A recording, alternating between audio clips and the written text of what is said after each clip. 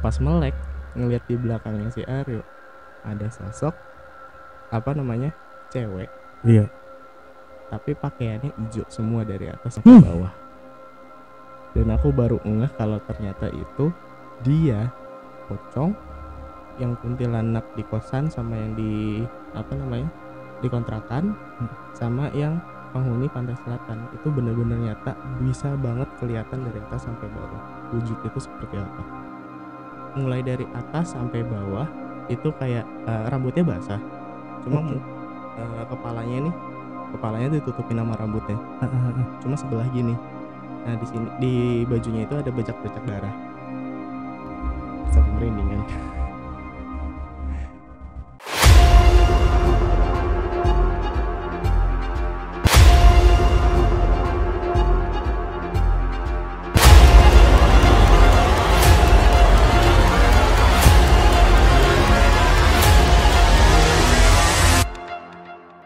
Oke, kembali lagi bersama gua Alfian Deltoids di podcast. Ini malam Jumat ceritanya nih. Nah, jadi kita bakalan berbagi kisah misteri. Wah, misteri banget ya. Ya, jadi kayaknya ini buat menemani para pendengar podcast, para streaming YouTube nih. Oke, dalam kesempatan malam hari ini kebetulan ini di sebelah kiri saya atau di sebelah kanan teman-teman semua ini ada narasumber kita. Kebetulan Halo. Kebetulan ini adik gua sendiri. Jadi mumpung lagi gratisan, ternyata adik gua ini ternyata ada hal-hal mistis yang ternyata baru di-share ini nih. Nah, seperti apa cerita mistisnya? Coba kita kenalan dulu lah. Ini siapa namanya? Oke. Kenalin semuanya. Hai. Perkenalkan, nama gua Al Afif. Biasa dipanggil Al atau enggak Afif sih. Boleh manggil Al, tapi jangan berspekulasi kalau misalnya saya tuh Al Ghazali ya. Aldebaran. Oh, Aldebaran. Kurang brewoknya. Jadi panggilnya Afif aja. Panggilnya Afif. Nah, sekarang kesibukannya? Ya, kesibukannya kerja jadi budak korporat. Oh, budak korporat. Ya, setiap hari jam 8 masuk, pulang jam 5. Jam 8 masuk, pulang jam 5 gitu ya. Kerjanya di bidang IT. Di bidang IT. Oke. Iya. Jadi udah istilahnya nggak asing ya dengan dunia medsos ya berarti ya. Bukan, nggak salah lagi lah. Pokoknya udah paham banget lah. Oke, dalam podcast kali ini kebetulan kan Mas juga dengar nih bahwa ini ceritanya sih, temanya kita akan mengungkap mengenai sosok laki-laki idaman makhluk gaib. Waduh. Wah. Laki-laki idaman makhluk gaib. Okay. Nah, ini sebenarnya Apip ini ada ada apa istilahnya? Insight atau apa? Iya, insight, six sight, Six sense. Gimana? Kalau dikata ada six sense atau enggak sih enggak tahu juga ya. Soalnya dari dulu tuh pernah tahun 2018 itu pulang ke Jawa, kebetulan kan Pak Le kan ini Pak Le kita Pak I itu. Pak I kan istilahnya orang pinter lah gitu kan. Nah, dulu itu pas sempat pulang sama mamah berdua itu ke kampung, sempat dianterin ke Paye. Nah, pakai bahasa Jawa tuh aku kurang paham, tapi ada beberapa hal yang aku paham sedikit. Kalau misalnya ternyata itu selama aku dari SMA sampai terakhir itu 2018. Benar. Nah, itu tuh katanya ada yang bukan ngikutin sih, kayak ada yang dampingin gitu loh. Oke. Nah, yang dampingin itu sosoknya perempuan. Pai itu bilang kalau misalnya dia ini ternyata suka sama aku. Tapi untuk konteksnya ini sebenarnya dia ngejagain. Oke. Aku kurang paham itu tuh dia memang beneran ngejagain, asalnya dari mana aku juga nggak tahu. Nah, tapi emang beberapa kali pun ada kecelakaan, ada musibah lah yang istilahnya sekarang jadi luka bekas di badan gitu kan. Salah satu contohnya nih yang di tangan. Ini kan yang di tangan itu sebenarnya tangan itu pernah nih dilindes. Oh iya, itu yang cerita waktu mama bilang itu ya. Iya. Itu gimana lah itu ceritanya? Itu tuh jam 10 malam mau pulang ke rumah.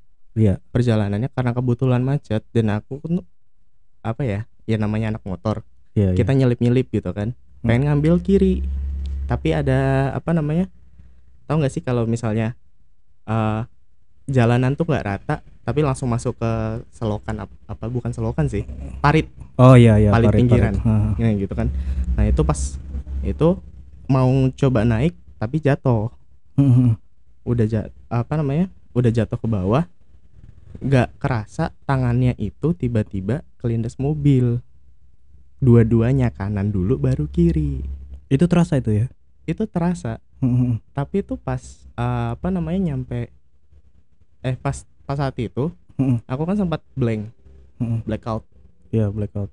Pas buka mata di depan mobil yang nginjek tanganku itu tuh ada sosok perempuan itu, dan itu pertama kali aku ngelihat dia. Itu baru banget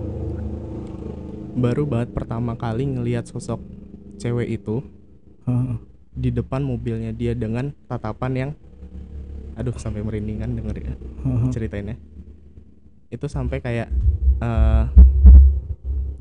apa ya, mukanya itu senyum. Oke. Kayak nandain lain kali hati-hati.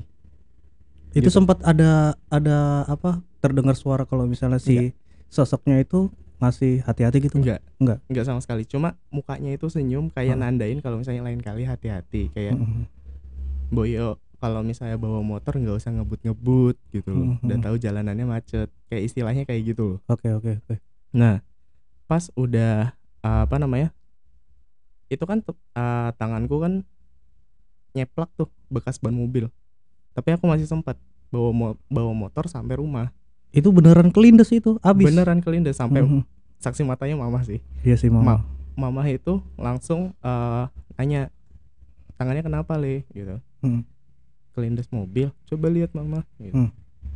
Pas dilihat ada bekas mobil, ada bekas ban mobil, bener-bener ban mobil kanan kiri.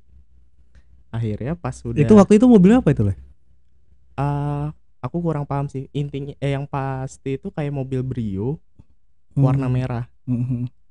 Aku nggak minta ganti rugi ke pengemudinya karena memang itu kesalahanku gitu loh. Iya. Langsung aku balik pulang ke rumah, mama nanya kenapa ada bekas ban mobil di tanganku.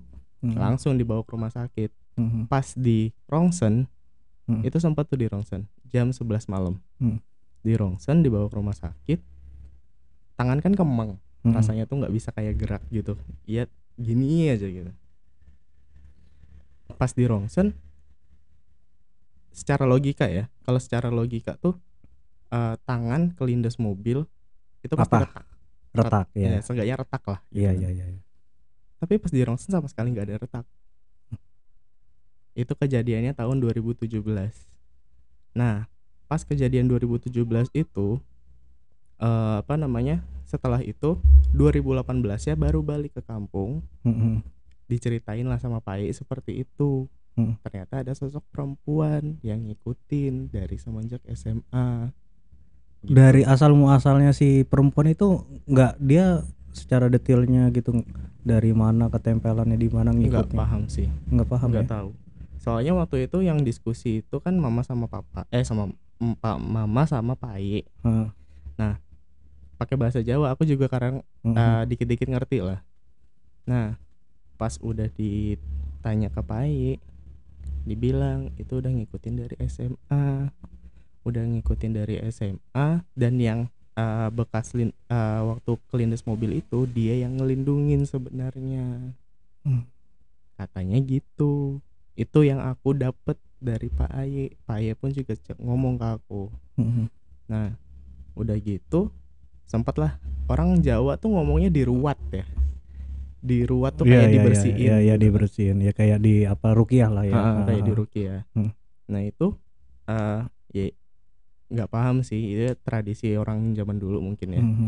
Akhirnya disuruh mandi kembang. Nah mulai dari saat itu kayak ngerasa kok makin kesini makin sering berasa ngelihat ya jalan gitu, udah sepintas lewat gitu. Terus dari itu kadang-kadang di spion, kaca spion belakang kalau misalnya lagi motoran kok tiba-tiba berat, pas aku lihat kaca spion belakang itu kok ada yang nyikut, ada yang duduk. Itu pernah, itu nggak sekali dua kali. Itu di mana itu Le? Itu waktu kebetulan waktu mau balik ke Tangerang, balik ke kosan.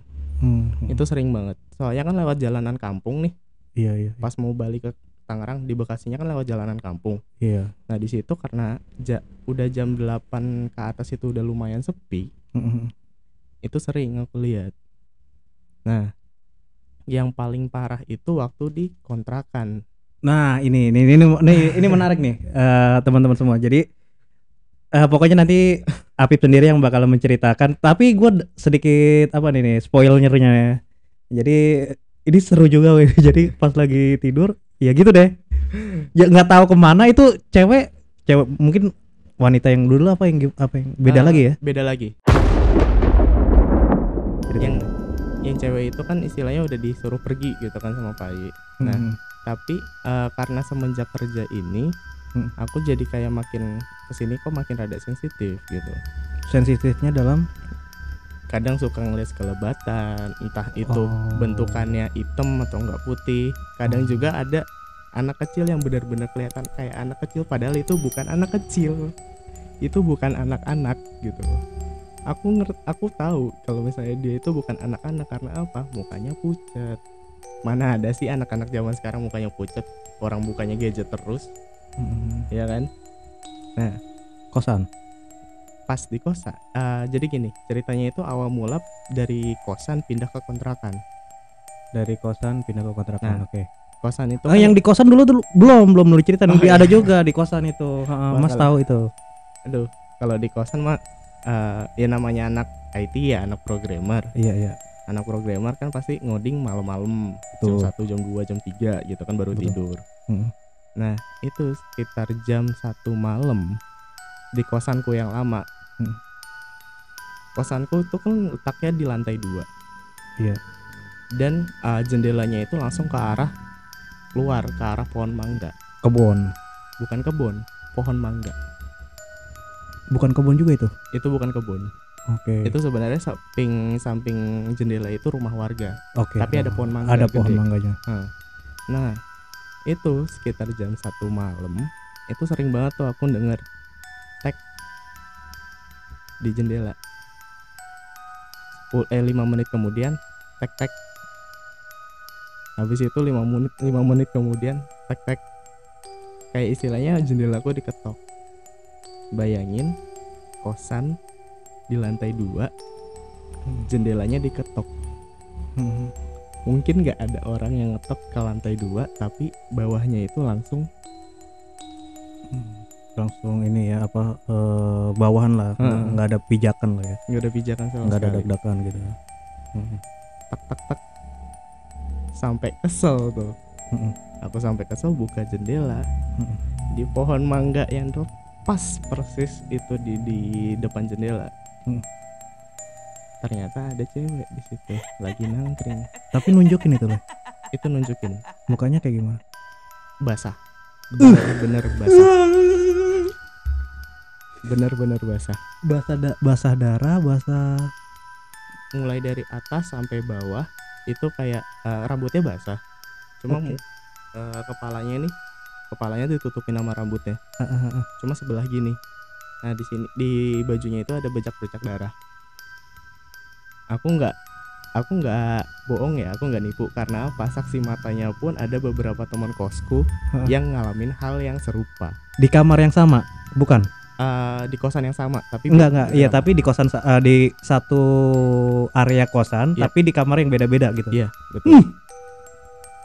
Itu. Aku pertama kali ngelihat sosok dia itu waktu bulan pertama aku di kosan itu. Buka pintu dari kamar mau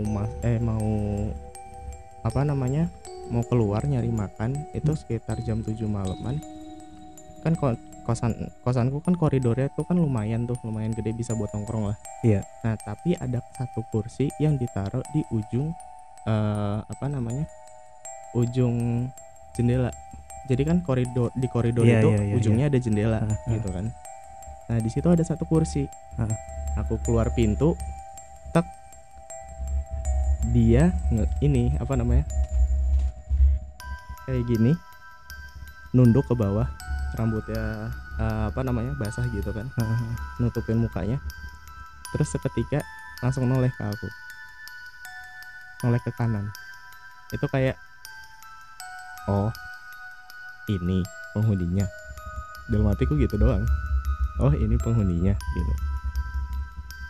Mulai dari situ aku baru cerita-cerita sama teman-teman kosan dan mengalami hal yang sama.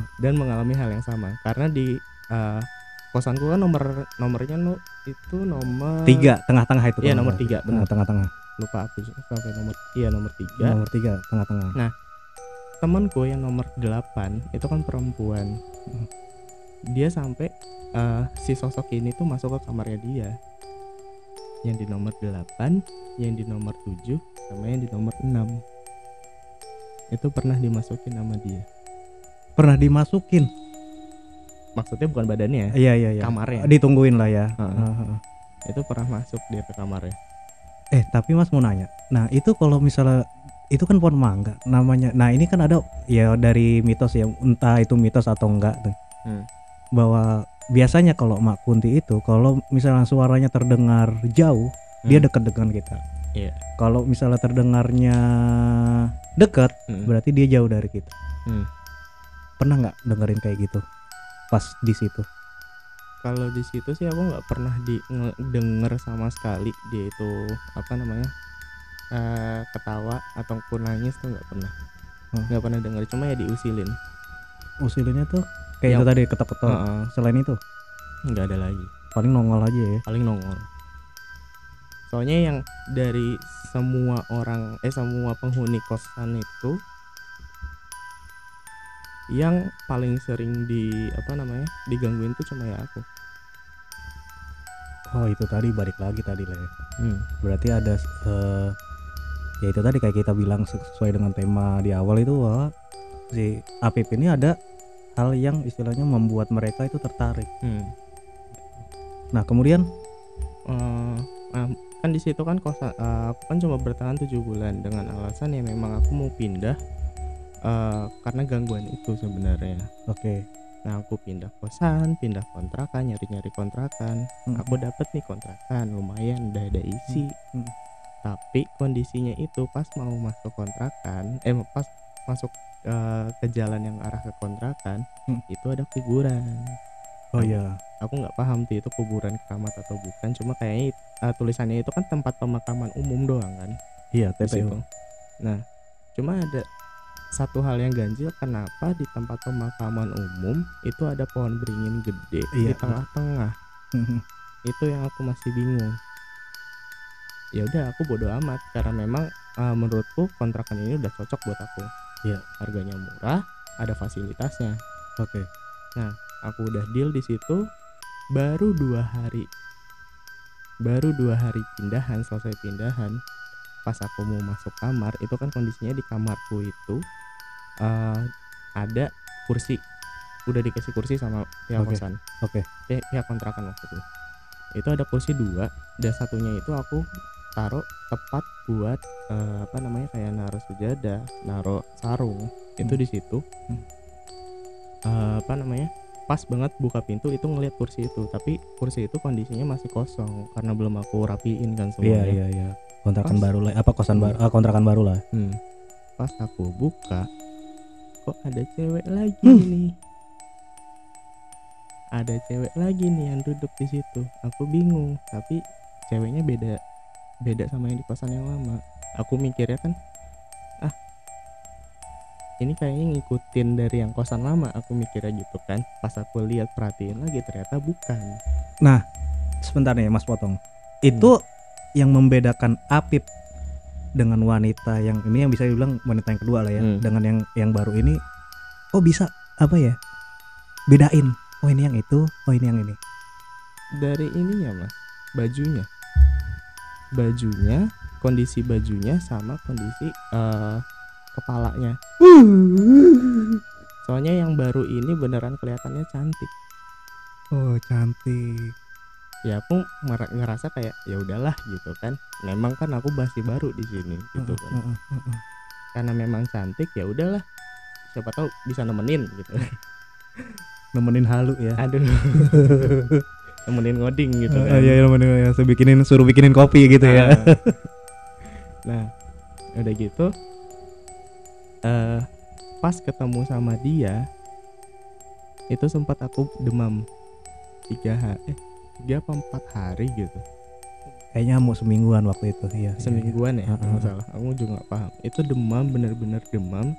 Sampai kerja pun nggak bisa mikir. Di kantor aku sampai nangis, bingung.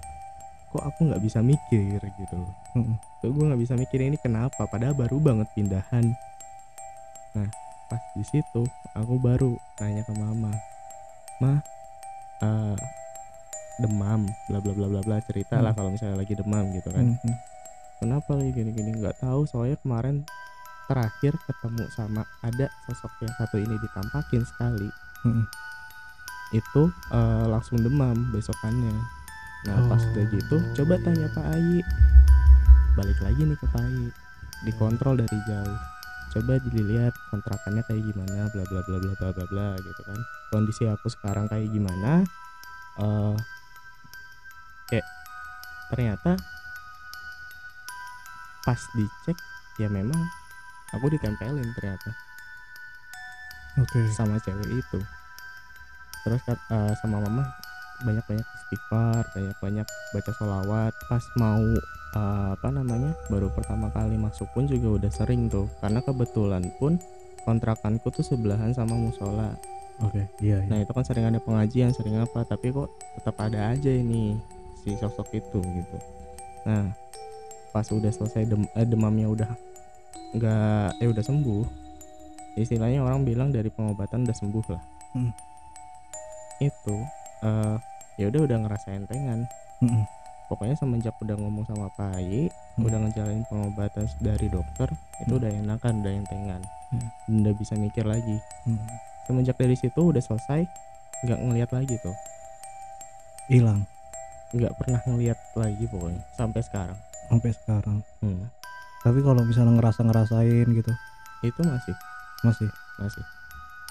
Yang paling parah ya apa ya, yang paling parah tuh bukan ngada-ngada karena udah terlalu banyak sih. Pokoknya ya yang aku alamin, Mas kadang-kadang ada satu pengalaman yang pernah aku alamin, tapi Mas pernah ngalamin juga. Apa tuh? Ditampakin sosok Mbah. Oh iya. Pernah kan? Yang di rumah lama yang di Halim. Iya pernah. Nah kalau aku memang sering ditengokin katanya orang itu. Katanya Pak Ayi itu sering ditengokin. Soalnya apa? Kamarku kan nggak ada pintunya, ya kan? Cuma gorden doang. Masa ya ada gorden kebuka sebelah. Terus dari itu pas aku lengok, ketutup lagi, dibuka lagi, ditutup lagi, dengan penampakan yang pakai sorban. Pakai sorban. Aku nggak paham sih. Yang aku lihat itu jenggotan sih. Sama. Dulu iya kan? Dulu Mas pernah di warung waktu itu kan. Nanti mungkin bisa gua datengin nih narasumber di episode berikutnya. Jadi Mas dulu itu pas di warung itu kan pengen nyoba ngelihat. Jadi kan kayak di warung itu kan, ke warungnya Mas kan kemarin kan ya istilahnya warungnya ketutup banget lah. Jadi ketutup ya mungkin salah satunya faktornya itu tadi apa, warungnya agak mojok. Sambil diminum deh. Boleh Pak. Agak di belum, ini kebetulan tadi lagi beli ini. Mungkin nextnya bakalan di endorse ya, amin. Jadi ini pas lagi kebetulan beli. Jadi pas di warung itu kan itu ya selain faktor itu tadi yang warungnya agak sempit, ada temen istilahnya pelanggan lah yang sering udah nongkrong di warung itu. di warungnya Mas dulu. Nah itu dia bisa gituan. Nah Mas pengen nyobain gimana sih rasanya kalau ngelihat sosok makhluk astral gitu kan. Nah waktu itu Mas udah diinin si karyawannya Mas, si rival itu, itu bisa ngelihat. Jadi di kamar itu ada sosok gini gitu kan. Pas giliran Mas mau dicoba, mau dibuka, ternyata nggak bisa. Dia angkat tangan, katanya bang di belakang ada orang sosok kakek-kakek putih, terus jenggotnya panjang. Habis itu ya dia pakai sorban juga gitu. Nah itu dia ngasih tanda begini. Itu jangan.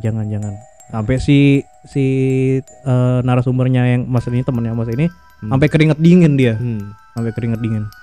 Dia bilang, wah nggak bisa bang. Itu di belakang udah gini bang. Nanti takutnya saya malah yang kena gitu. Ini orangnya baik bang gitu. Saya nggak bisa maksain bang gitu. Nah itu berarti sama ya lah ya? Sama ya? Sama persis. Soalnya waktu itu aku pun juga pernah iseng lah gitu kan, sama siapa namanya, ibunya temanku. Aku nggak mau spill nama ya. Ya nggak boleh. Pokoknya ibunya temanku. Aku pengen bersihin. Soalnya badanku itu waktu itu ketempelan pocong. Itu pertama kali aku ketempelan pocong. Itu muka. Itu di mana itu lah? Pocongnya itu dari lubang buaya. Itu serius. Nah itu bisa sampai ketempelannya itu waktu itu pas lagi ngapain itu? Nah itu aku mau ke rumah temanku. Kebetulan ada pas mau masuk gang itu kan di kanan kirinya ternyata ada makam. Bukan kayak makam keluarga sih. Oke. Ya di lubang buaya itu masih banyak makam-makam di di dekat-dekat pemukiman ya. Iya, ada makam keramat lah. Iya, makam keramat. Nah, itu pas mau masuk gangnya itu ada makam keluarga. Beberapa kali pun aku juga ngeliat ada pocong di situ. Dan aku nggak sangka kalau misalnya aku bakalan ditempelin sama dia. Itu rasanya gimana itu? Bener-bener berat. Berat di badan, pundak atau sampai demam? Sini. Di apa ya? Pundak sebelah kanan. Itu kayak pernah kalau misalnya kita bawa cewek ya di motor. Oh, ditengklengin kepalanya. Iya. Udah gini aja jalan. Gitu. Kayak kita naik motor. Kalau misalnya kita lagi kayak berdiri jalan biasa itu nggak masalah. Ya berarti berat kayak gemblok tas. Iya, gemblok tas. Tapi kalau misalnya pas bawa motor udah kayak gini. Jadi selama jalan di motor aku gini aja. Kepala. Tapi ke kanan. Orang kan biasanya kan kiri. Kebalik. Orang biasanya kan ke kanan. Ini malah ke kiri. Naik-naiknya. Nah di situ aku pengen bersihin ke temennya ibu aku. Salah, balik ke ibunya teman aku, gitu kan? Karena kebetulan katanya bisa bersihin, karena dia memang nggak ngerti sih, mungkin spesialisasi kayak Pak Ai juga sih kayaknya. Oke. Nah, mulai dari situ diruat, diruqyah, tapi kondisinya aku diruqyah pada saat itu, dan yang masuk mbah. Yang masuk mbah. Di videoin, videonya itu di HP lama sih. Di videoin sekitar 1 jam, tapi aku ngerasain 15 menit. Itu ngerasain apa itu? Ya udah biasa aja. Aku sadar tuh sebenarnya. Tapi kayak aku nggak bisa ngendaliin diriku sendiri. Kondisinya gitu. Beberapa di video itu kan di videoin. Disuruh ditanya-tanya kan, ini siapa bla bla bla bla bla bla gitu. Dan ternyata yang jawab itu mbah. Mbah yang jawab, yang pakai sorban, yang pakai yang jenggot panjang itu ngejagain.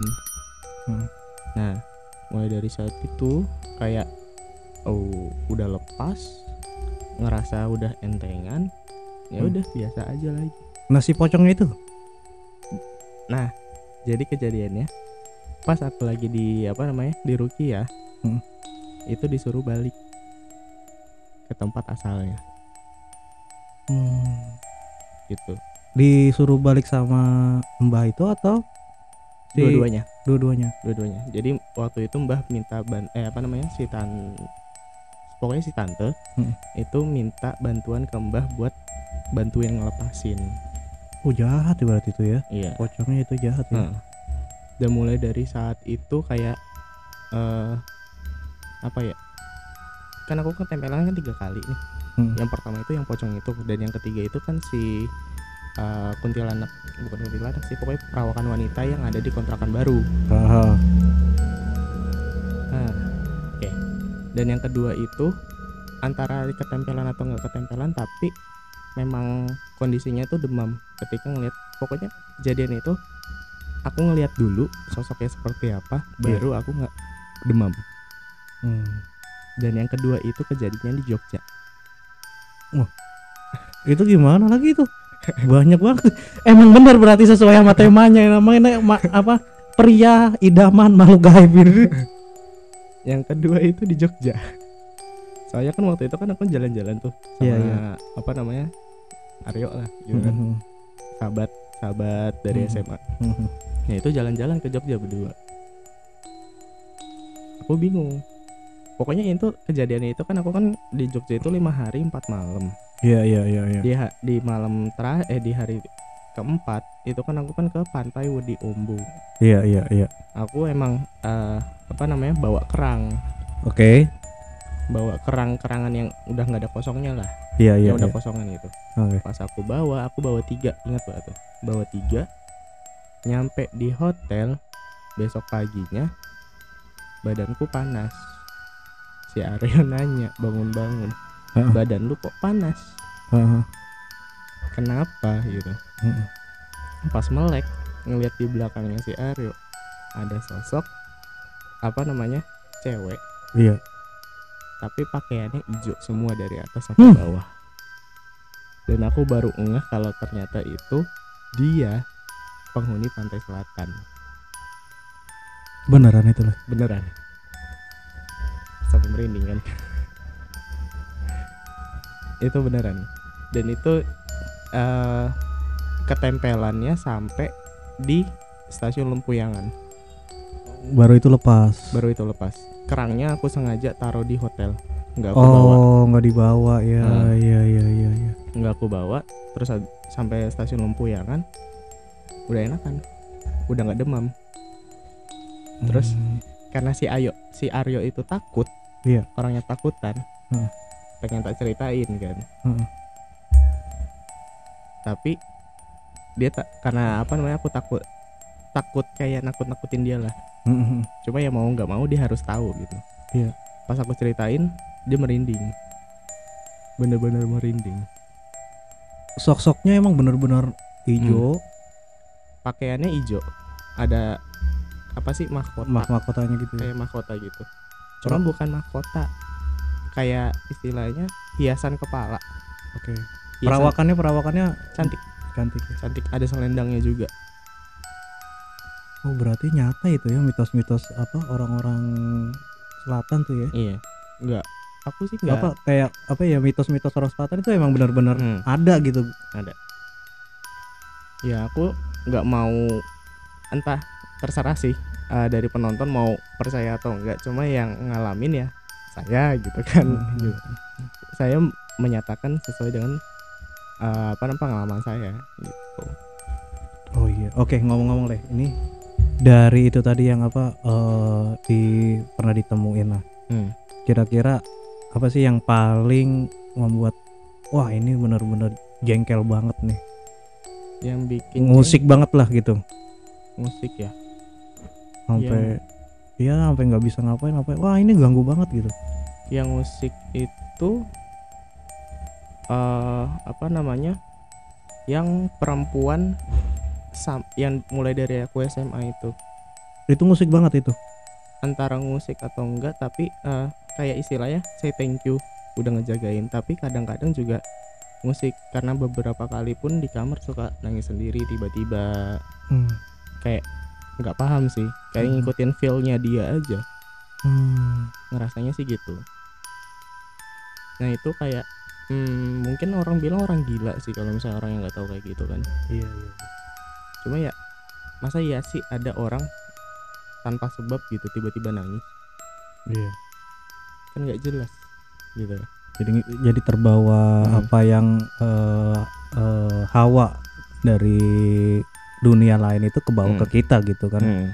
Jadi energinya itu jadi kayak kita kebawa sama energinya mereka gitu. Betul. Oke. Nah itu tadi pocong itu gimana itu ya?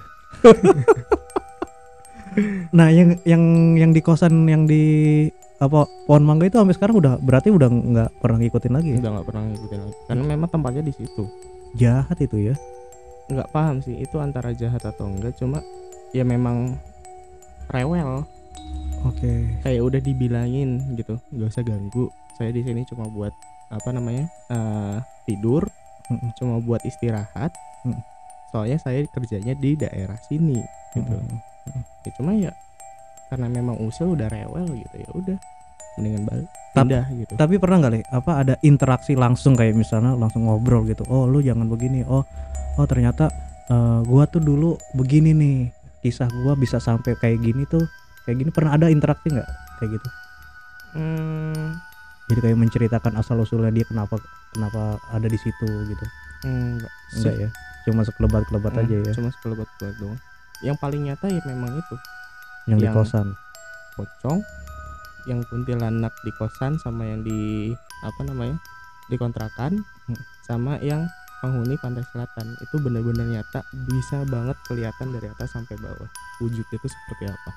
Mukanya sampai bisa digambarin. Bisa. Kalau pocong tuh kayak gimana? Ini kayak yang ada di di sosmed gitu kan, kayak di YouTube kayak gitu. Itu benar nggak sih kalau pocong tuh mukanya jelek gitu, terus bau? Kalau yang kebetulan nempel aku tuh emang sosoknya jelek, terus kayak istilahnya apa ya, mukanya rusak, ada nanahnya gitu. Oh beneran kayak gitu? Terus ada nanahnya, kayak istilahnya apa ya, itu perwujudan kita kalau misalnya nanti udah masuk ke alam kubur gitu loh. Kayak istilahnya di mukanya itu ada kalau yang pengalaman gue ya, itu di sini ada nanahnya, mukanya itu rusak, benar-benar rusak. Terus dari itu ada darahnya juga, cuma darahnya itu sedikit karena ketutupan nanah. Kain kafannya? Kain kafannya kotor. Benar-benar kotor tanah. Mas pernah ngeliat itu waktu di Jawa? Ya pokoknya gitu. Pernah ngeliat itu di Jawa tuh waktu kayak gitu. Dan sampai sekarang pun sosok yang paling aku benci yaitu pocong. Kenapa Le? Satu, karena ngingetin kita bakalan kayak gitu loh nanti. Gitu loh. Terus dari itu yang kedua, karena memang beberapa pocong yang sering aku lihat itu mukanya jelek-jelek semua. Kayak istilahnya kita udah di dunia kita udah skincarean, udah apa gitu kan. Tapi ya nanti ujung-ujungnya juga bakalan kayak gitu. Balik-baliknya kita akan kembali ke tanah dan dengan wujud yang seperti itu ya. Kayak ya udah ngikut nggak usah lah perlu skincarean sekarang gitu. Ya mikirnya di situ sih. Oke Le, ini menarik banget ini. Ini sampai gue tadi ke podcast kayak merasa ada diawasin ini soal. Ngeri juga ini. Oke Le, apa Le kira-kira yang bakal Apip sampaikan kepada para pendengar, para penonton yang bisa kayak gini nih, gue ternyata bisa ngelihat loh, ternyata gue bisa merasakan dan gue sering diganggu. Nah kira-kira sarannya apa agar untuk tetap tegar, nggak takut, dan hal seperti itu jauh dari kita? Sebenarnya sih ya kalau misalnya memang ditampakin gak usah takut. Kalau misalnya lu takut, lu malah makin makin sering digangguin gitu loh. Karena memang ketakutan itu sumber energinya dia. Gitu. Kalau misalnya kita ya udah berani terus dia itu ngelawan dengan cara sholawat atau enggak istighfar, yaitu kayak benteng kita sendiri gitu loh. Kalau misalnya memang ketemu sama dia ya udah nggak usah takut, lawan aja. Toh namanya manusia itu derajatnya lebih tinggi daripada setan dan jin ya. Gitu. Menarik juga ini, menarik sampai merinding juga sih. Oke, terima kasih Al Habib. Bisa follow kemana Instagram ataupun kalaupun misalnya ada teman-teman yang mau langsung ceritanya lebih lanjut lagi yang mau ini bisa kemana Instagramnya? Sebenarnya ada satu cerita lagi yang itu pengalaman SMA. Cuman ntar kalau misalnya pengen tahu ya bisa follow IG-nya aja sih. Oke, nanti bisa ngobrol bareng-bareng sama teman-teman Indo. Iya. Instagramnya kemana? Instagramnya Blues Afif Blues BLUES AFIF. Oke, nanti bisa kita tulis di bawah deskripsi ini.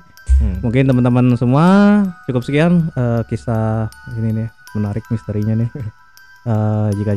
Jika teman-teman suka bisa di like dan subscribe YouTube channel ini. Kalau misalnya ceritanya menarik bisa di share kepada teman-teman sobat misteri ya di sana. Mungkin kalau misalnya disuruh join lagi ke sini boleh di komen. Nanti bisa di vote nih kira-kira apa lagi nih kisah dari Al Habib nih yang bakal bisa membuat teman-teman semua merinding di rumah nih. Oke, terima kasih banyak Habib. Semoga sukses selalu. Sampai jumpa di podcast berikutnya. Bye bye.